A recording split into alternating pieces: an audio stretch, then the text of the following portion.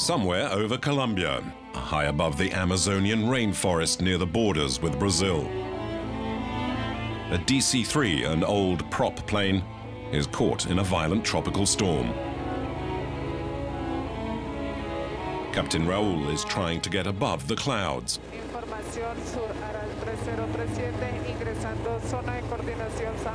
San Jose, come in, we're entering your airspace. No visibility and no reply on the radio. And no question, Flight 3037 is in trouble. To stabilize the twin-engined aircraft, Raul tries to bypass the worst of the storm. But amidst the turbulence and without radio contact, he seems unable to get back on the right flight path. His co-pilot Maria also appears to be lost.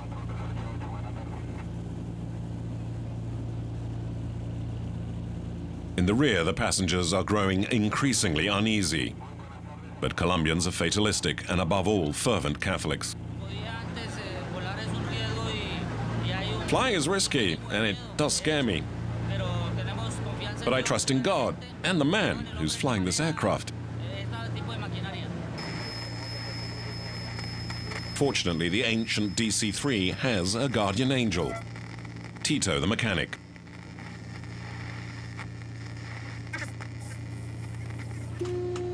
He checks every suspect noise, and on these old DC-3s, the mechanical problems are frequent and sometimes fatal. San Jose.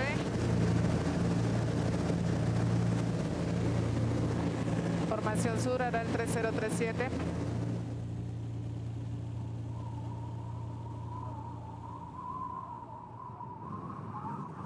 On flights like these, the greatest danger is not the storm or mechanical faults. It's the jungle 2,000 meters below.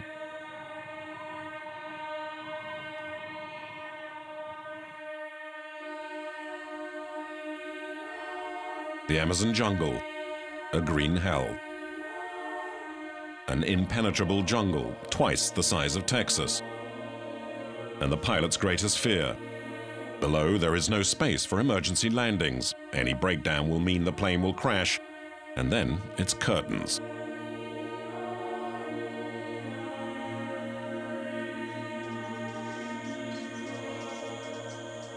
Several dozen planes have disappeared into the jungle.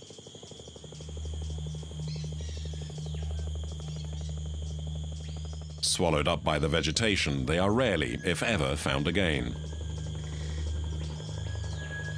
It's one of the most perilous air routes in the world. Jumping off point is Villavicencio. The destination is any one of the number of Indian villages scattered throughout the jungle and cut off from civilization.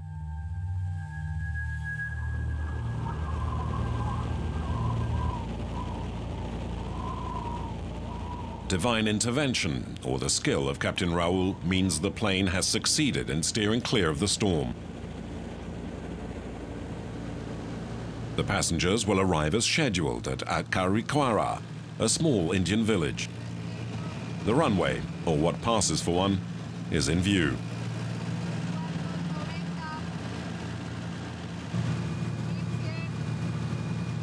Here, there is no control tower.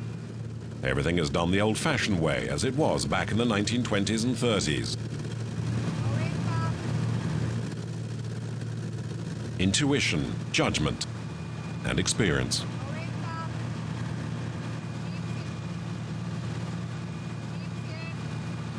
The landing zone is slippery and pitted with holes.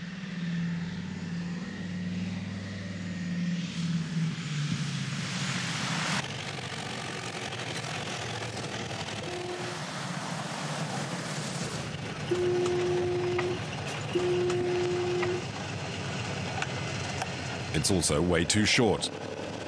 Pilots need to be able to land virtually right at the start of the runway.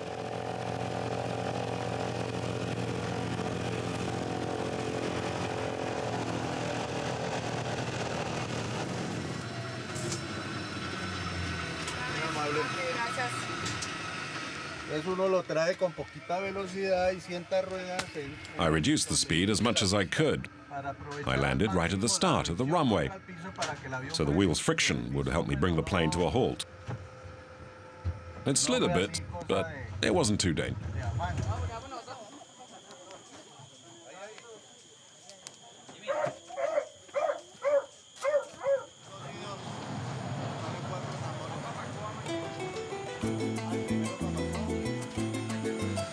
About 100 people live in Acaricuara.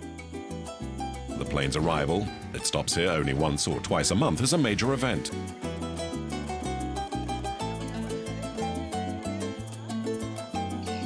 Without the DC-3, the village would be completely isolated, and getting enough food would become a problem.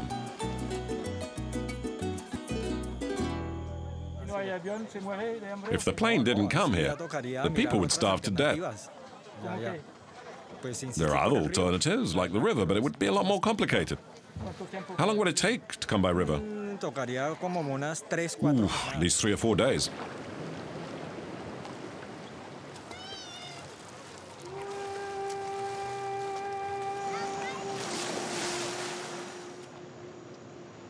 The village is a 2-week walk to Mito, the nearest town on the border with Brazil.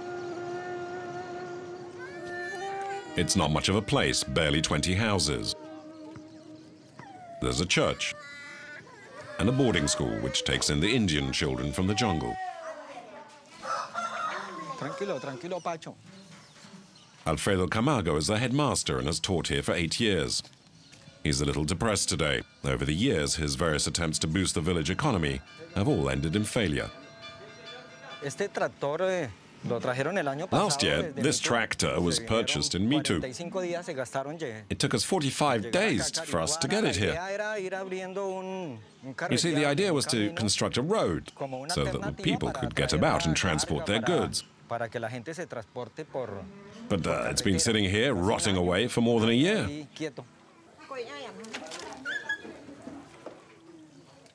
The Indians have the same lifestyle as their ancestors, hunting, fishing, and growing local produce. This is where we keep what we produce locally. There are plantains, yuccas, as well as the supplies that have been flown in on the plane, like rice, sugar, and pasta. There's enough to last quite a while, and we've even traded some of it with the Indians in return for their bananas and yuccas and pineapples. And we give them soap, salt, matches, candles, things like that. Out here, it's a total barter system.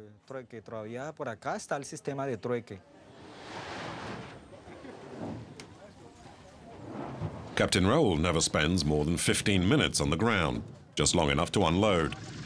He wants to steer clear of the crowds of children who get in the way of taking off, but mostly he wants to avoid flying at night.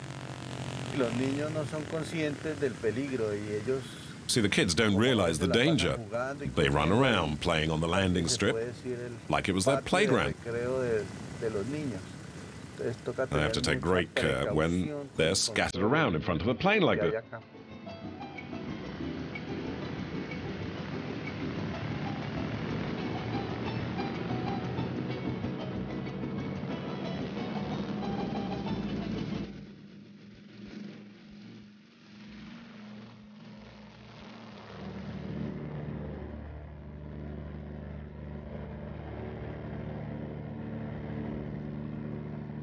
The return flight to Villavicencio. For 2 hours, the plane will overfly the jungle again. The passengers aren't comfortable.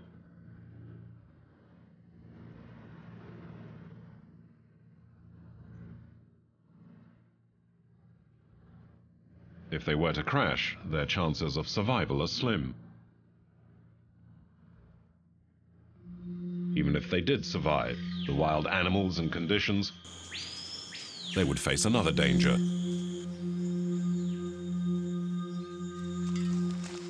The FARC. The guerrillas of the Revolutionary Armed Forces of Colombia. It's believed their forces number about 10,000, making a living from holding prisoners for ransom.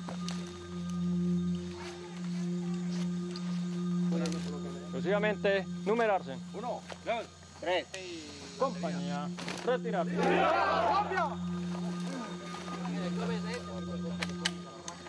Ingrid Betancourt was held here for 6 years.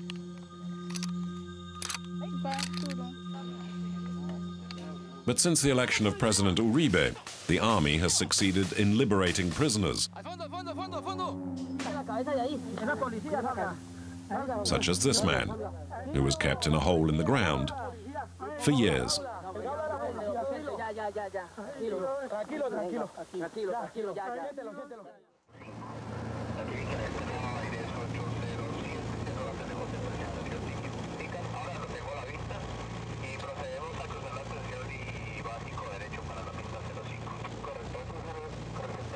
After the 2-hour flight, Villavicencio lies below. The town is in the foothills of the Andean Cordillera.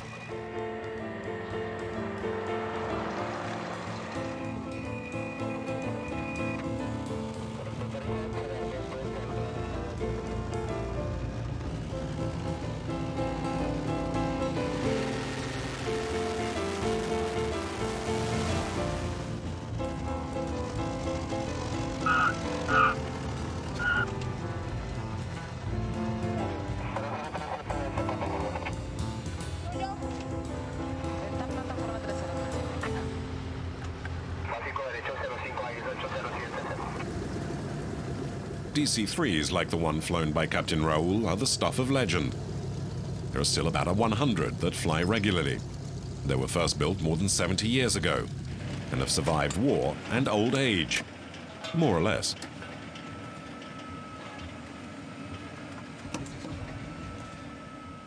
That's where the number of flight hours are recorded. We're up to 20,450 hours. During the war, the flight data wasn't recorded. It only began when we started taking passengers and freight. When civil aviation began, really. How old is this aircraft? I think it was updated in 1962, according to this panel. In truth, there's no date written anywhere. And as surprising as it may sound, Captain Raul doesn't know the plane's exact age. 30 are still operational here, and Villavicencio is the world's capital of these ancient DC-3s, one of the few planes capable of dealing with the conditions of flying in the Amazon jungle. However, accidents do occur. A monument at the entrance to the airport pays tribute to the high cost in lives of aviation in these parts.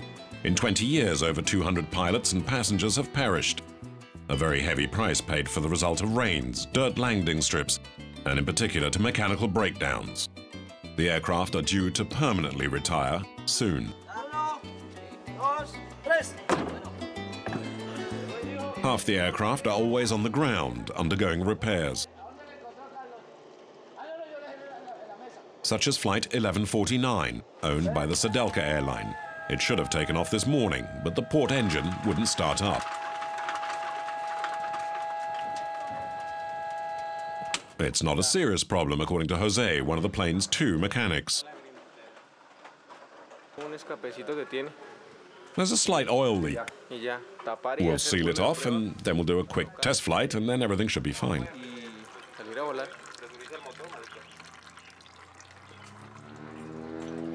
Jose seems confident, yet he was on board the same plane 18 months ago when it had to make an emergency landing in this paddy field a few kilometers from Villavicencio. The DC-3 is the only one that has 2 onboard mechanics. The left engine had a problem with its cylinder.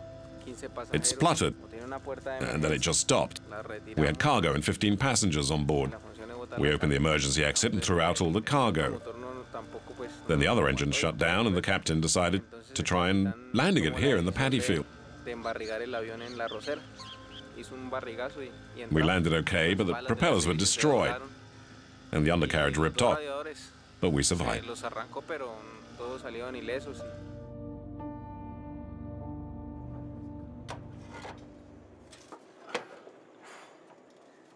Today, the same left engine is playing up again. The fault is located after a short period. It appears to be the pump.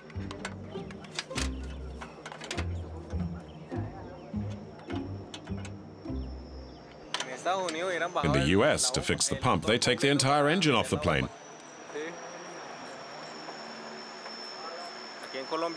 Here in Colombia, we're quicker. We fix it right there and then. There doesn't seem to be much concern in the airline's offices either.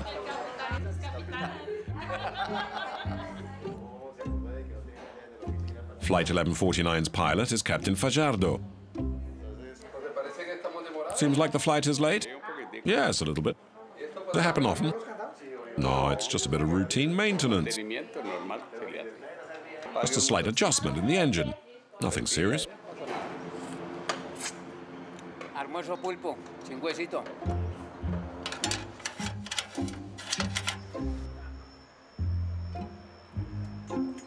But the repairs are taking longer than expected, and the passengers appear distinctly uneasy. They say the planes are very safe, but when you see it like that, it's scary. 5 hours later, and after much hesitation, the flight is finally cancelled. There's always a problem. There's always something wrong. 2 weeks ago, on a Sedelka plane, there was an accident, and the propeller broke. People were stranded in the middle of the Amazon for a week. We wanted to charter, but that plane broke down.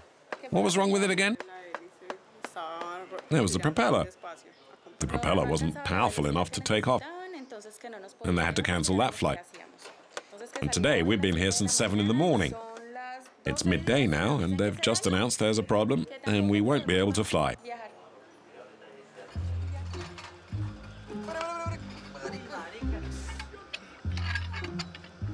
Sedelka isn't smiling either. The engine has a serious problem. It needs to be dismounted and taken to the workshop 200 meters away.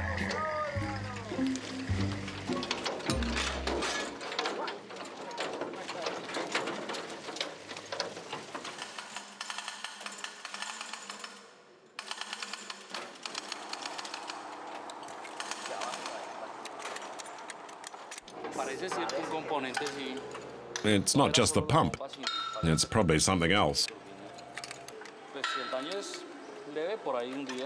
It might take a day to fix it, but if it turns out to be more serious, it could take as long as 1 or 2 weeks.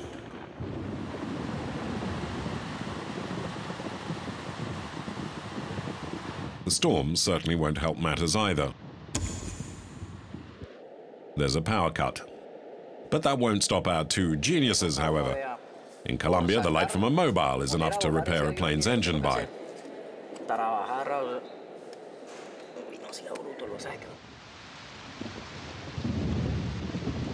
The storm means Raul and Maria won't be working either.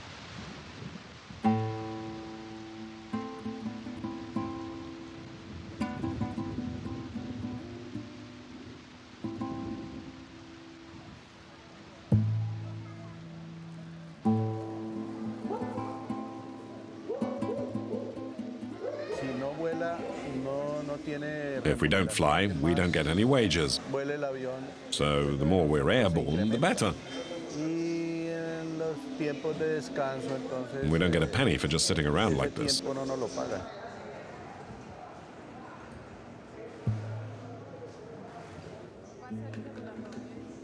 Captain Raul is paid far less than a regular airline pilot, yet he still has heavy responsibilities.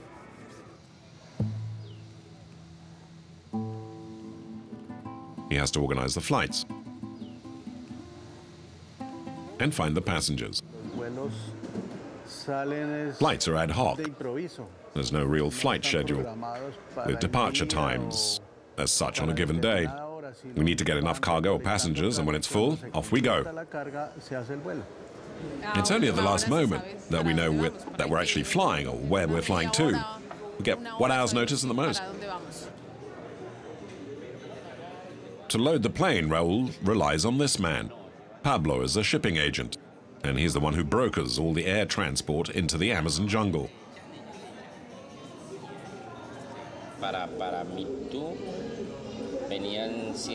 There's about 120 kilos for Mitu, and there's 450 kilos from Vilao that's going to Miraflores. That's 120 kilos, plus passengers. Despite the unpredictable weather, the captain has decided to fly.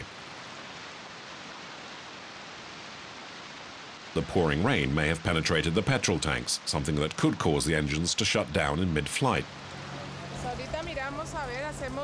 We check by taking a sample to make sure we don't need to drain the tanks so as to get the rainwater out.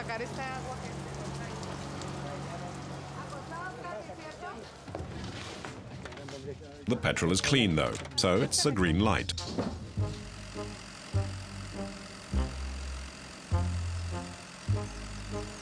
After that, the plane is loaded.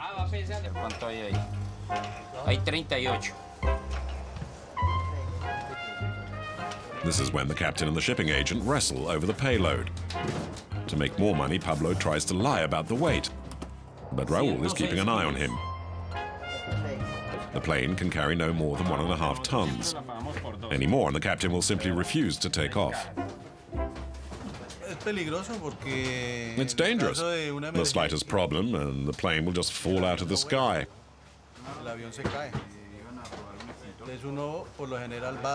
That's why we have to watch the weight of the cargo, because if something breaks down, then we'll have enough time to keep flying and to be able to jettison any superfluous loads, so we can complete the flight.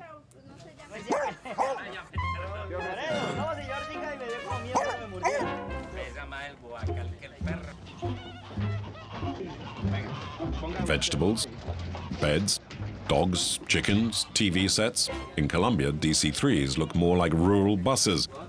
Anything is transported. Even cocaine. And the police check to make sure there's none on board.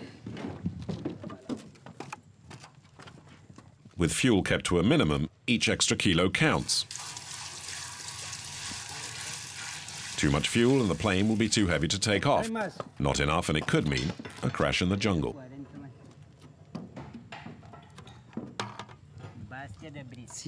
140. Is that enough? No. Well, just about. There's just enough to get there.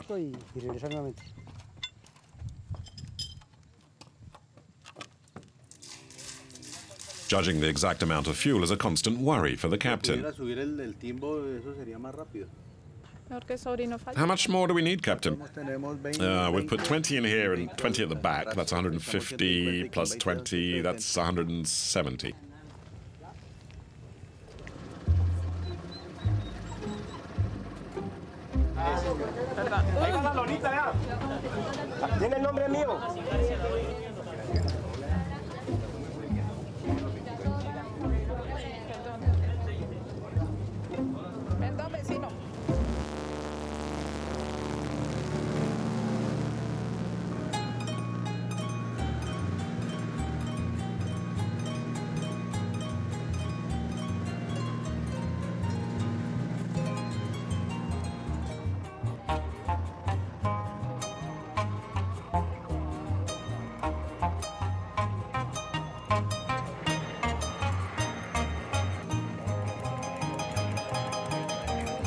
It's a small town in the middle of the Colombian jungle. The landing strip, the main thoroughfare.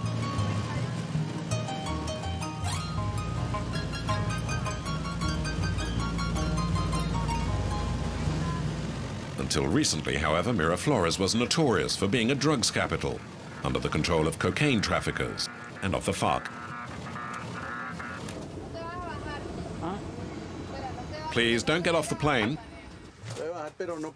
Yeah, and if you do get off, make sure you don't film. The captain doesn't want us to film because these days Miraflores is under the control of the army, who are sensitive about security. The military are everywhere. Once upon a time, here there used to be 12, 13, maybe even 14 flights every day. Now there's only 2 flights a week and the occasional small plane.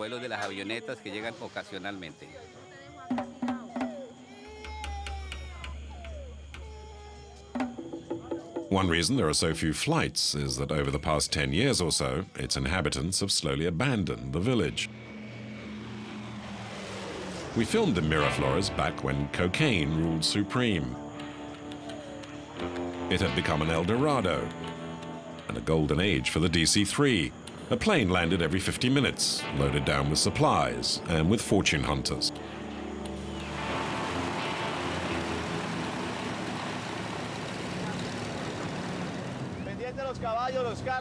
Watch out! Watch the runway for horses, or cars, people. Yeah, take care because the approach is delicate. The runway is not being cleared. I'm going to have to step on the gas again.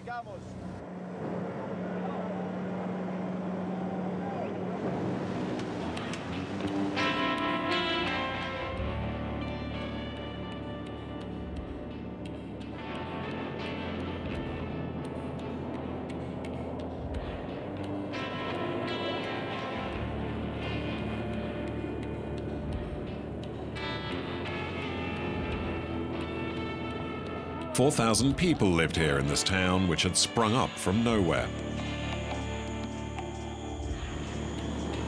There was a huge amount of drugs money floating around. People from all over Colombia flocked here to make their fortunes.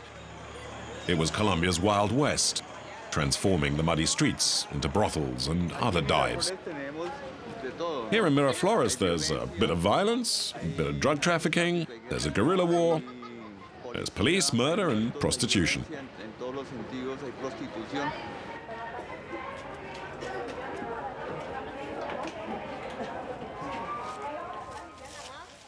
And there are huge fields of coca plants all around the town. It's the local speciality.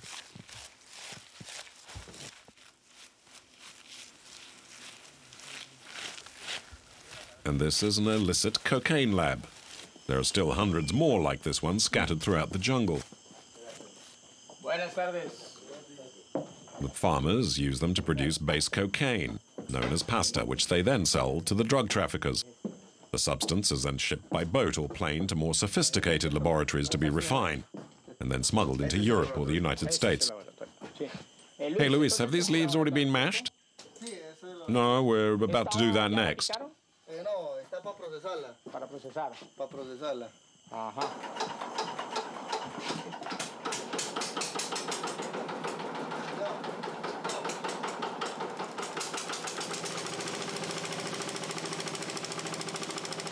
¿Qué más sigue para hacer? Luego aquí We collect the leaves, se echa un and then we mix them with the lime. Luego aquí se deja unos Then they marinate in this container for about 40 minutes.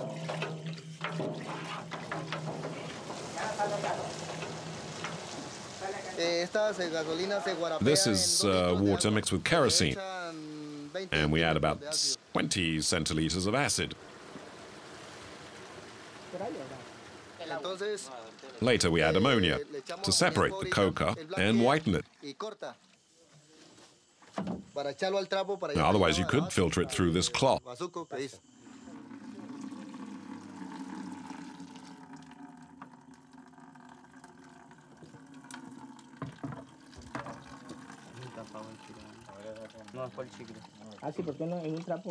What's left is the base, what we call the pasta.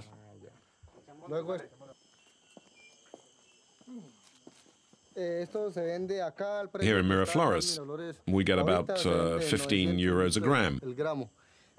This is about 150 grams. So it's worth 300 euros.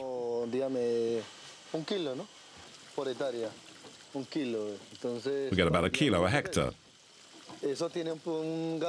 which brings in about 2,000 euros. But my expenses are about 600 euros. Well, I don't have that much of a profit. It's the people that send it abroad that make a lot of money. We don't really earn much from it. Just enough to live off and maybe buy some Christmas presents.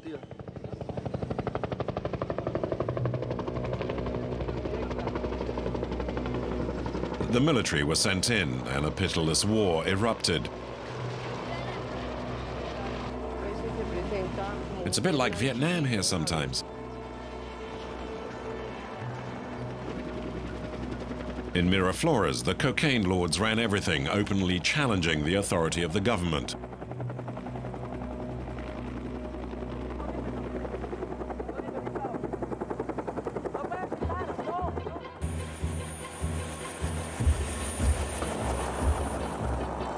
And the state also wanted to weaken the FARC, who had made cocaine their main source of revenue.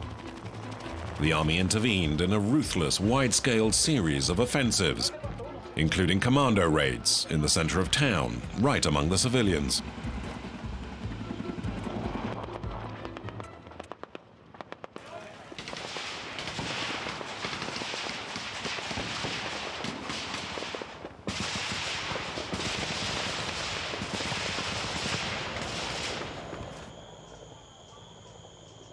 The war ended with the destruction of the secret labs. Tons of cocaine went up in smoke.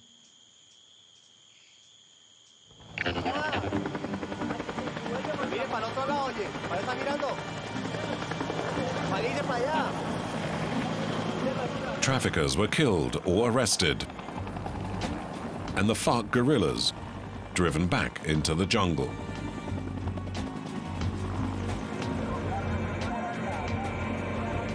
Few DC-3s fly in or out any longer, especially when they miss the landing strip like this one.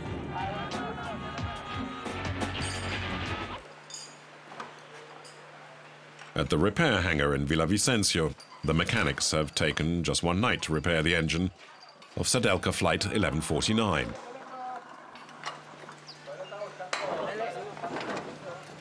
There's still the tricky job of fixing it back onto the wing and to make sure it runs smoothly.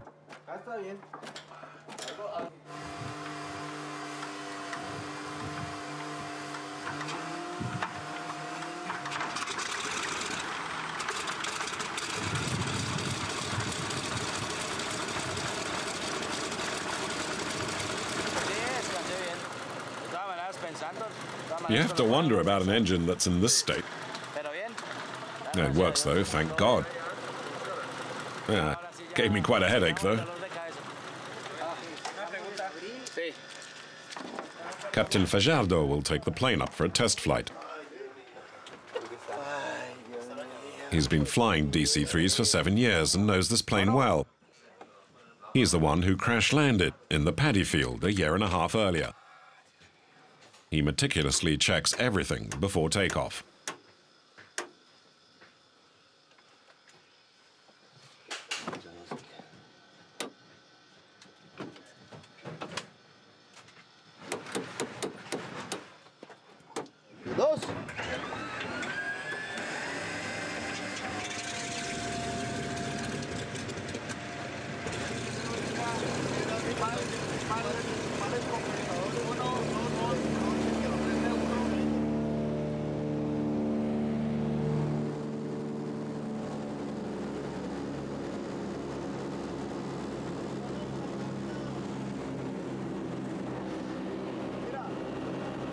The mechanic keeps an eye on the engine. So far, so good.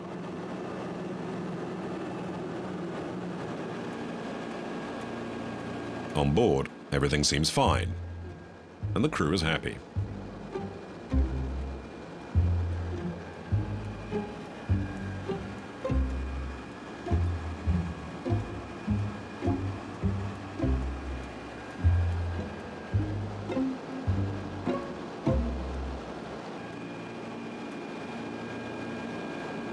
Everyone's been concentrating on the port engine,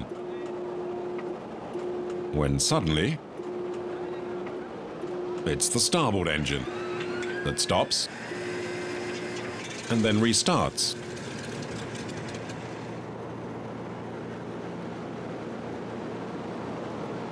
Inside the plane, there's a slight panic, but the DC-3 can fly perfectly well, even with just one engine. The captain decides to land quickly, however, onto this makeshift airstrip.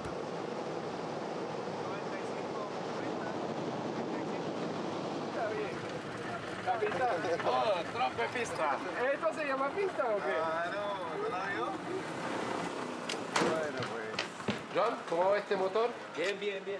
Dime, ¿estás preocupado? What's up, John? No, subiéndole un poquito What's happening? la presión del... No, I'm just checking the fuel pressure. Tengo batería bien. Ah, it's okay, it's a bit low, but we can fix that. Dale la tapa de una vez. And the DC-3 is soon airborne again.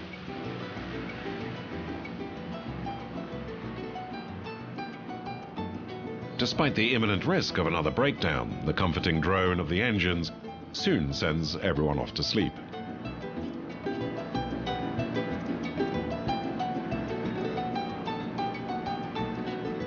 Even the pilot.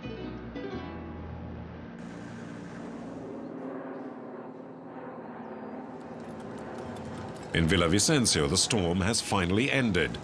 Captain Raul and his crew are carefully preparing their next flight, and the captain is uneasy.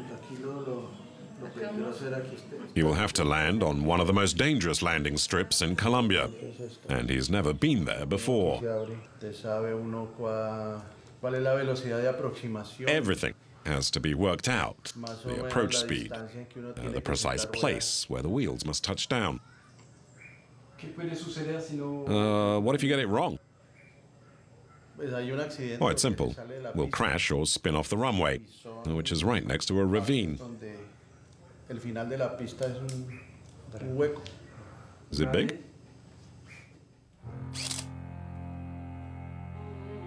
The ravine at the end of the runway is deep, about 80 meters.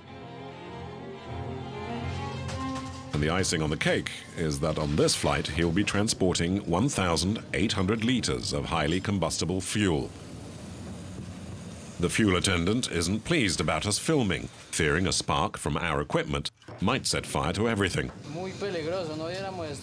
Okay, go ahead and film, but it is dangerous. With this hot weather, anything could start a fire. And there'd be no way to put it out. We'd all get barbecued, along with the plane.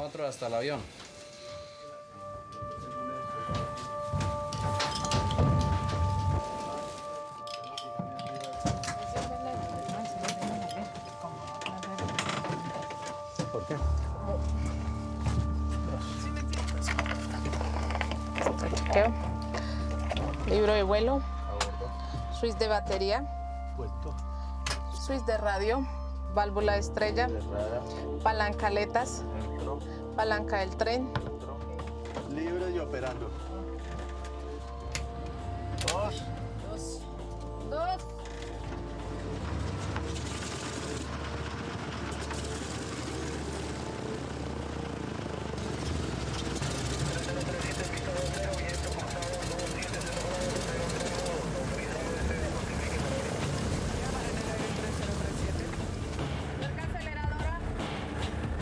Miedo porque llega el momento en que tú aterrizas y It's always nerve-wracking, especially the landings. When I see we're running out of airstrip and the brakes are on full, and we start to slide left and right. It just keeps going though, and there's nothing we can do about it.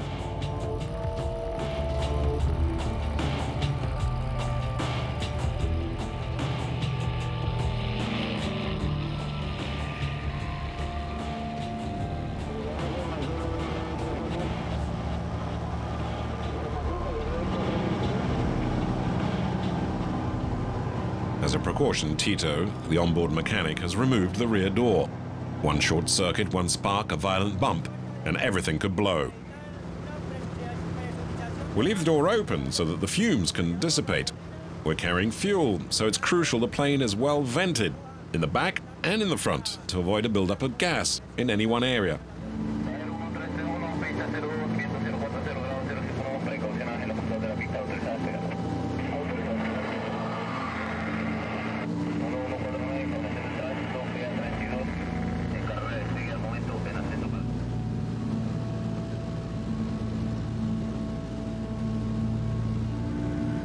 After an uneventful flight, the runway comes into view.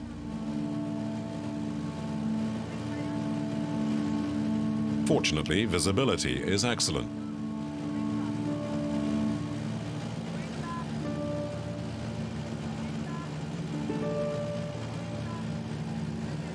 In Colombia, they're not the only pilots who risk their lives.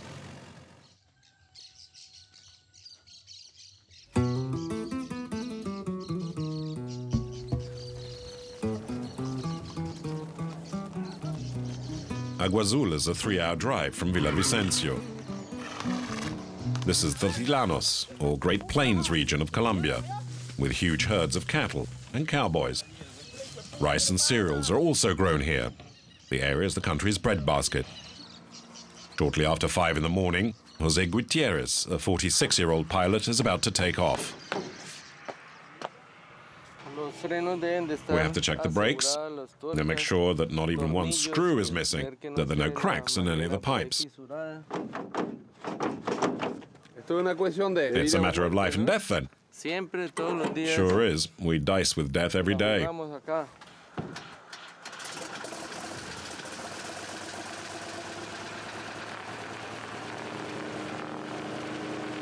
Jose is a special kind of pilot, well known locally. He sometimes spots a car he recognizes down below, and like a fighter ace, flies perilously low to buzz the vehicle.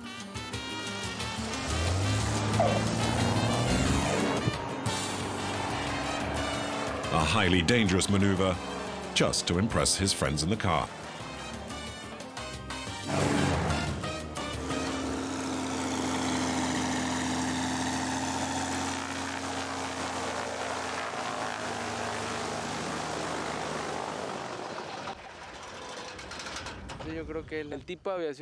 I think I have the most dangerous job in flying. Well, even more than in a DC-3? Yeah, I mean, in a DC-3, the takeoffs are dangerous because of the weight of the cargo and the power of the engines.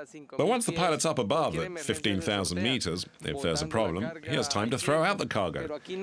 We, however, if the engine stops, we've got just 10 seconds to find somewhere to land, and there's certainly no time to jettison anything.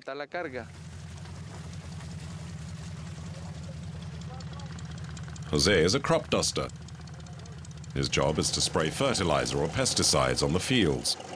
His Cessna is filled with these highly toxic chemicals. Each farmer concocts his own mixture. There are no controls. The aim is simply to be effective.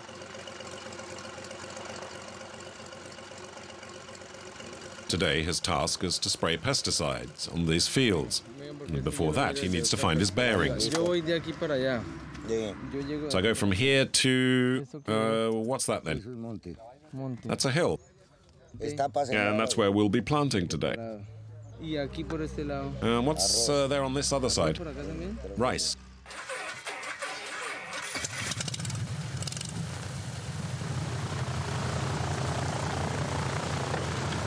To make it worth his while, Jose's tanks are filled to the brim with pesticide.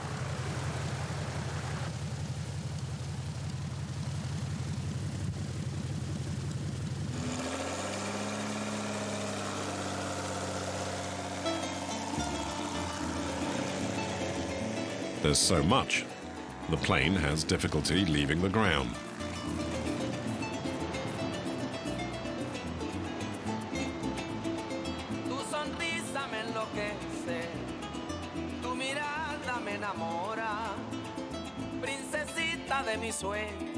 The pilot has to steer between these two white flags to spray the right fields. To prevent the wind from carrying the pesticides elsewhere, Jose flies as low as possible.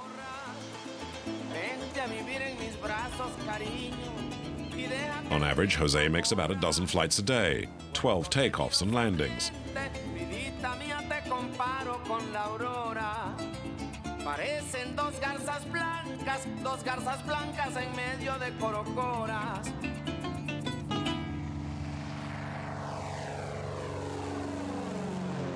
Aquí nos demanda la atención. We have to keep on our toes the whole time. Danger can come from anywhere.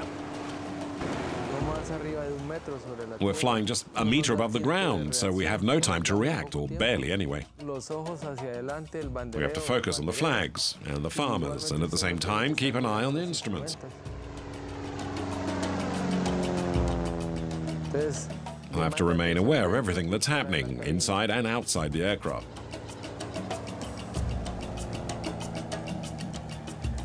Mirar el lote, que no tenga cuerdas, que no haya. You have to make sure that there are no obstructions in the field. You know, someone walking across the flight path, or cow, or trees, of course, that might be in the field.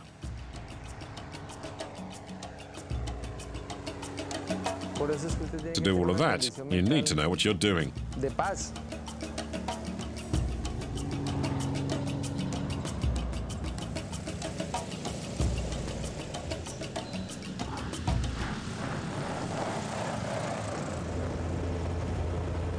Every time he stops to resupply is a race against time. Like a Formula One pit stop, each minute counts. You can't stop for longer than 2 minutes. Time is of the essence. Each minute costs me 20,000 pesos. Right now I'm off.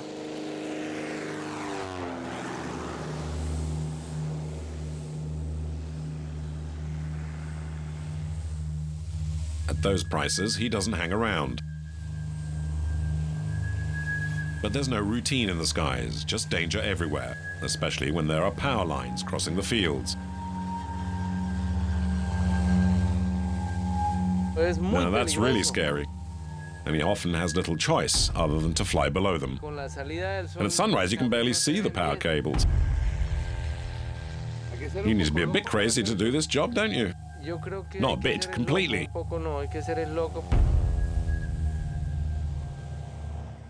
The list of crop duster pilots that have been killed is a long one. Jose has had some close calls, 13 serious accidents. I had 2 breakdowns in flight, 3 accidents taking off, and the rest while I've been working. Once when I was landing, a wheel broke, and the plane went head over heels. I wasn't even wearing my belt. When it was rolling over, the fuselage cracked, and so I could squeeze out of the gap. I had hit my head against the fuselage that time too.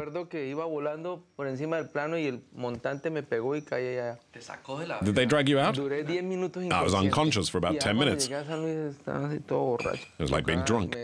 They dragged me out and someone held my head, but I couldn't move it.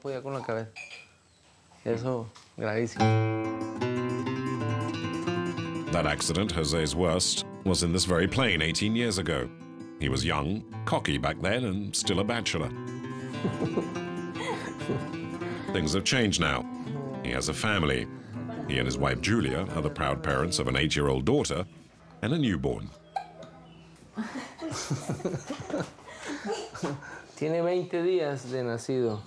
He's only 20 days old. I'd like to be around until at least his hand is as big as mine. Be a while though, 20 years at least.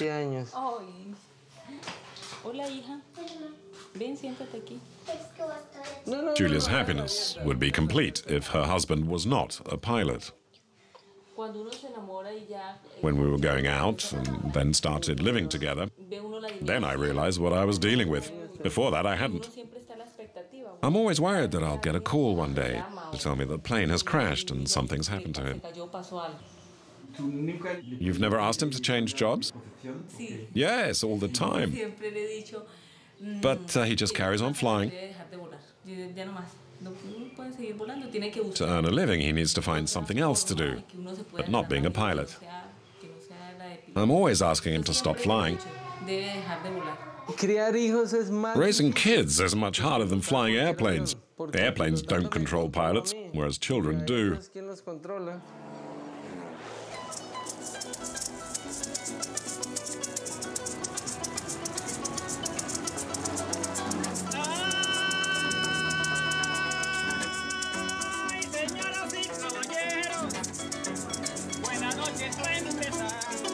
Here, partying is a tradition. Each Sunday, Jose and his family enjoy a barbecue with their friends. The music is the canto llanero, songs that pay tribute to the cowboys of this region of Colombia.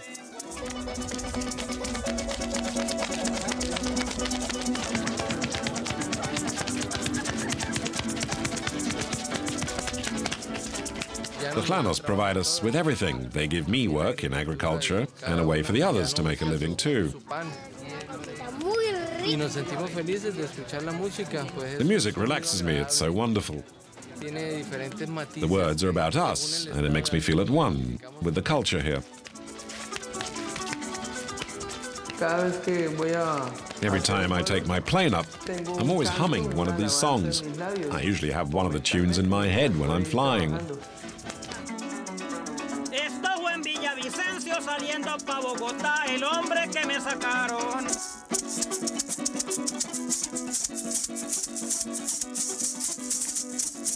Era faculto en verdad. Tenía más letra que un libro y la sabía. In the Llanos, there'll always be plenty of work for Jose, and his aerial antics will remain a feature for the foreseeable future.